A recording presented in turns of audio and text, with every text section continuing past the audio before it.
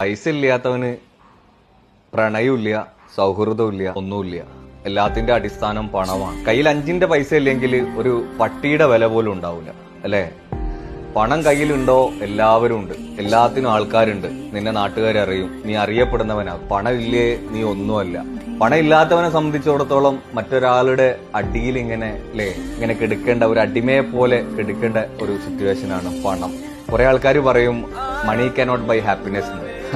അത് പറയുന്നത് യഥാർത്ഥത്തിൽ വലിയ പൈസകൾ, വലിയ പണം കണ്ടിട്ടുള്ള ബില്യനേഴ്സും മില്യനേഴ്സുമാണ്. അവർ പണമൊക്കെ കണ്ട് ലോകത്തിലെ എല്ലാ സൗകര്യങ്ങളും അവർ ആസ്വദിച്ച് ഇനി അതിന്റെ അപ്പുറത്തേക്കൊരു സൗകര്യം ഇല്ല എന്നുള്ളത് മനസ്സിലാക്കിക്കൊണ്ടാണ് അത് പറയുന്നത്.